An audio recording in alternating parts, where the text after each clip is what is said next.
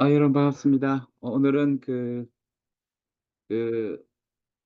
종교의 반지성주의와 종교의 반지성주의와 공적 이성에 대해서 그리고 사회 참여에 대해서 좀 얘기하도록 하겠습니다.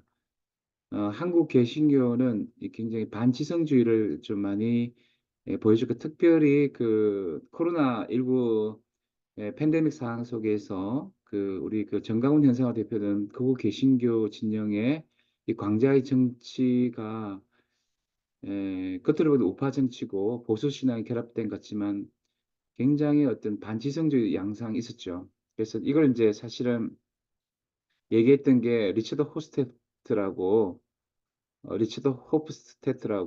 미국의 반지성주의를 통해서 미국 교회의 반지성주의를 이미 이제 성찰한 그런 이제 연구물이 있는데 이제 이 연속선상에서 우리나라 좀 보면은 볼 필요 있다고 생각합니다. 리처드 호프스테트의 미국의 반지성주의는 이제 복음주의와 원시주의, 실용주의, 반공주의 등으로 얘기하는데 그는 이제 미국의 복음주의가 반지성주의 토대를 제공했다 이렇게 얘기하고 있습니다. 어, 그, 미국의 이 복음주의는 근본주의 신앙으로 무장한 복음주의에 이제 반지성주의가 연관되어 있는데 비판적 성찰을 상실한 복음주의 신앙은 강력한 대중적 이데올로기를 형성하면서 지식을 혐오하는 포퓰리즘 통해서 집단 강기로 나타났다는 거죠. 그래서 이 흐름에 보험주의가 동력을 제공했다고 평가합니다. 미국 초기 교도는 이제 청교도들 있잖아요. 청교도 혁명할 굉장히 지성적인 리들이 많았어요. 그렇지만 시민들이 거부하면서 점점 대중 전도 집회를 통해 빠르게 시민들을 개정시키는 부흥주의 문화로 발전하게 됩니다. 그러니까 초기에 청교도 혁명이 이제 17세기 있었던 청교도 혁명 어떤 그런가 다르다는 거죠. 그래서 18세기 조던 에드워즈, 그다음에 조지 히필드, 19세기에 찰스 피니와 드와이트 무디, 20세기 빌리 샌데이 같은 전도자들의 설교를 통해서 학문적이고 사변적 설교提출되고 성령의 조명을 강조하면서 개인적인 종교 경험주의와 감정주의에 빠지게 됩니다. 그래서 물론 여기에는 약간 독일식, 영국식 경건주의도 영향을 줬지만 기본적으로 미국에서의 이 복음주의의 부흥운동은 열병처럼 주기적으로 나타났는데 18세기는 미국 독립운동의 원동력이 되기도 했고 19세기는 노예제도 폐지와 여권시장 운동, 20세기는 민권운동과 소비자 운동으로 연결되지만 이들의 공통점 평등을 주관하는 반지성주의라는 것입니다. 그래서 모두가 평등하기 때문에 우월한 지성을 이제 인정하지 않는 이런 이 무죄 평등주의는 민주사회 다원성을 인정하는 가치의 다원주의를 발전한 게 아니라 반엘리트주의와 집단 강기로 무장된 포퓰리즘 형태로 발전하게 됐습니다. 아, 가장 대표적인 케이스가 이제 예. 근데 이런 어떤 이런 것들은 미국 근본주의 복음주의는 또 토착화 과정에서 원시주의와 결합한다고 합니다. 원시주의는 인간 내면의 자연적 힘을 되살리면서 직관과 감성을 통해서 대자연에서 신과 연결되거나 자연주의 혹은 초월주의 나타나는데 이런 원시주의는 극단적 지성주의 반작용으로 렐프 월드 에머슨이나 헨리 데이비드 소로처럼 어떤 초월적 신과의 관계를 집중하는 그런 행태로 나타나기도 하지만 뭔가 도시를 혐오하면서 유럽의 지적 거리책을 거부하면서 자연 그 자체를 신성의 상징으로 해석하기도 합니다. 또한 미국의 반지성 사고는 벤저민 프랭클린의 실험 정신을 이어받은 기업가들의 실용주의와도 연결되고 또 1950년대에 불어닥친 메카시즘의 반공주의와도 이렇게 연결됩니다. 시장 경제 질서 아래 가치의 의미보다 효율성과 이익을 추구하는 기업가 정신은 성찰과 사색을 나이한 것으로 평가절하하면서 냉전 시대의 미국 사회를 지배한 반공 이데올로기는 신앙으로 포장되어 하나님의 선민으로서 미국을 신봉하도록 했고 냉전체제에서 공산주의 싸움은 십자군 성전처럼 종교적 행위로 나타나겠습니다. 근데 이제 이런 한국 개신교의 반지성주의도 미국과 크게 다르지 않다는 것이죠. 한국 개신교의 반지성주의는 종교 문화적 토양으로서 원시주의 기복신앙이 바탕이 되고 신학적으로는 근본적 흐름에서 강력한 동력을 받으면서 정치적으로는 반공주의적 극우주의 사상을 결합하여 광장의 광기로 폭발됐던 거죠. 이 근본주의 복음주의는 성경을 문자 그대로 믿고 따르는 문자주의를 신봉하는 확고한 믿음 체계를 견제하기 때문에 신념의 정치라는 강력한 정치적 행위로 나타났죠. 또 어떤 구약적 심판의 신과 기초하여 이스라엘 주변의 이방 민족과 성적인 범죄자에 내려진 하나님 심판을 영적 차원, 전쟁 차원에서 인정하기도 하죠. 한국 그 개신교는 19세기 후반에 그때부터 이제 선교사를 통해서 근본주의적 성경론과 종말론이 유행했는데 성경 모술과 축자 영감설, 문자적 성경성으로 그 상징하는 근본적 성경론 그리고 이러한 성경론과 비관적 역사관에 근거해서 그리스도교의 전천연설적 재림과 성도 휴거를 주장하는 세대론적인 종말론이 그 교팔초에서 한국 교회 전체를 확산되었습니다. 이런 근본주의 출현 배경은 근본주의가 근대주의 위협에 대한 신학적 반작용이라는 설명이 지배적인데요. 이것은 개신교 내 현상을 넘어서 이슬람, 유대교, 힌두교, 불교 등의 다른 종교의 근본주의도 공통적으로 적용된다고 할 수 있습니다. 근데 하여튼 이런 근본주의는 전체적으로 근대성의 개방적, 진보적 대응을 모두 반기독교적, 비성교적 정제하고 거부하죠. 그리고 실적 건의 또는 종교적 건의에 도전 이성을 배제하면서 다시 종교 시대로 돌아가려는 것이죠. 한국 개신교의 그 반지성주의는 또 반공주의적 극우주의를 표방합니다. 한국 개신교의 반공주의는 일제 강점기부터 출발해가지고 1920년대 만주와 연해주 등의 선교사들이 지역의 사회주의자들과 충돌하면서 반공 태도가 형성됐습니다. 그 후 1936 9월 예수교 연합공회의 제9총에서 제정 발표된 12개 조의 사회신조에서 최저임금법, 수작법, 사회보험법 제정 등의 사회개혁 지침을 제시했죠. 동시에 일체 유물교육, 유물사상, 계급투쟁, 혁명수단에 의한 사회 개조와 탄압에 이제 반대한다고 밝히면서 개신교 전체가 반공주의로 입장을 정리했죠. 해방 이후에 이승만 정권 기독인사들은 사회주의 공격에 앞장섰고 한국 전쟁 이후로는 사회 전반에 걸친 반공주의가 시민들에게 내면화되어 주요 이데올로기가 되었습니다.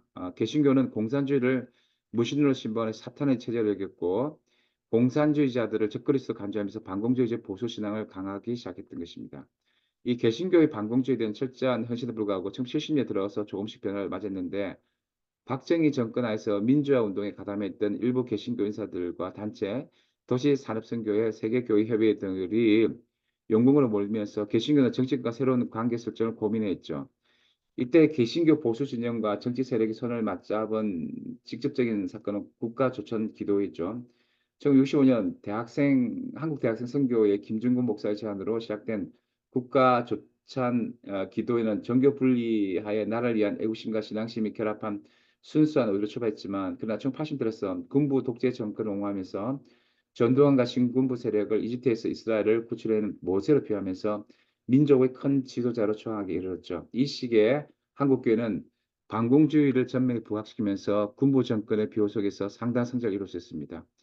민주화 이후에는 한국 그 개신교 극우주의에서 루라이트 운동을 우리가 주목할 필요가 있는데 개신교의 루라이트 운동의 종교 정체성의 보수 정치적 행동주의죠.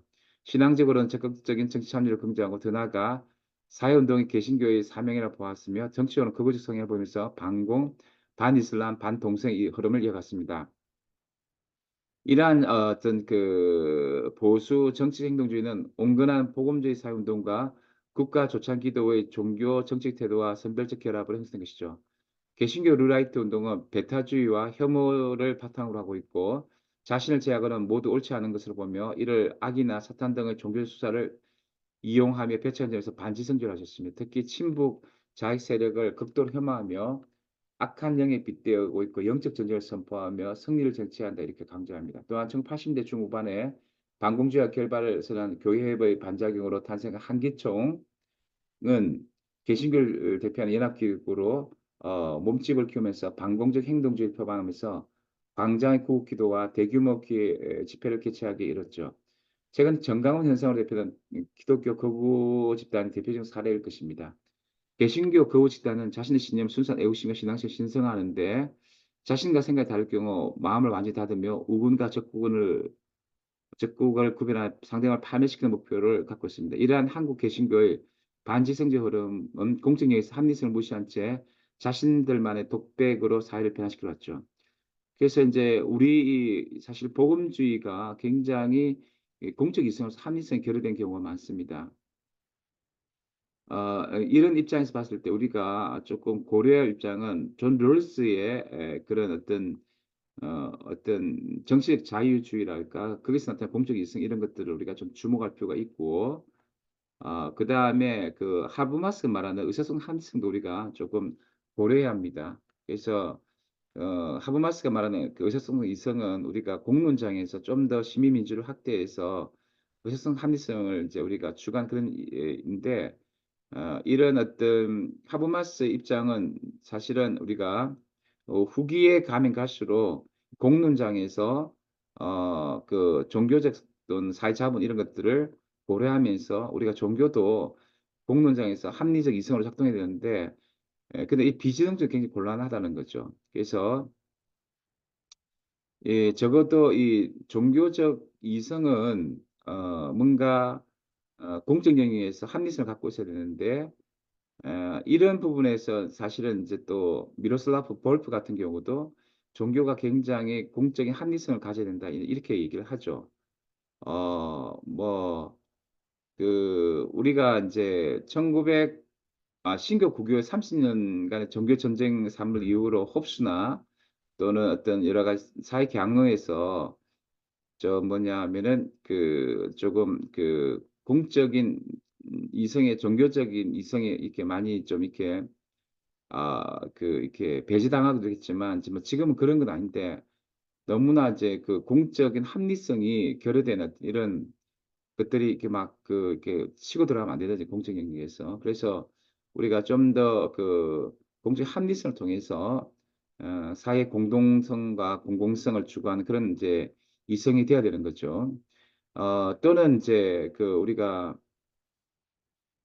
살펴볼 수 있는 월터 스토프 같은 사람이죠. 그 월터 스토 종교 이성을 공적 결정까지 배제하는 것을 거부하죠. 그래서 자유민주주의 다양성을 전제하기 때문에 우리가 종교적인 이성 이런 것들이 공정에서 개입해야 되는데 이런 어떤 공적 이성을 을 우리가 잘 활용해야 되는 거죠. 예. 근데 지금 한국 교회의 반지성주의 태도를 우리는 이렇게 좀 수정하겠어는 롤즈라든지 하버마스의 공적 이성, 또 볼프, 또 월터스토프 이런 어떤 그 공적 이성을 우리가 고려할 거 있는데 최근에는 마이클 샌달이 있잖아요. 그 어떤 그 공화주의적 그런 이성 이런 것도 굉장히 중요하다고 생각합니다. 종교적 맥락을 초월해 가면서 좀 더 공적 강조항에서 그 월터 스토프의 어떤 관점, 저거 자유민주주의에서 공적 이성을 활용해서 종교가 참여 어 해야 한다는 이제 그런 월터 스토프를 받아들여서 이제 마이클 샌델도 우리가 공화주의적 시민성 가운데서 이제 공동선을 위해서 그렇다고 종교가 어떤 굉장히 그 배타적인 그렇게 하면 안 되고요. 그 공론장 안에서 정말 공성과 공동선을 위해서 우리가 섬기는 자세로서 우리가 개입할 필요가 있다는 거죠. 그래서 제가 볼 때는 이제 이런 하버마스와 롤스나 월터 스토프나 미로스 볼프와 함께 맥킨타이어의 그런 이제 공화적 시민성이 을 통해서 우리가 이 교회를 벗어나서 이 지역을 섬기고 소멸해가는 우리 지역을 섬기는 오직 합리성 가운데 적용되기를 바라고 이만 마치도록 하겠습니다. 네, 지역자치연구소의 최용성이었습니다.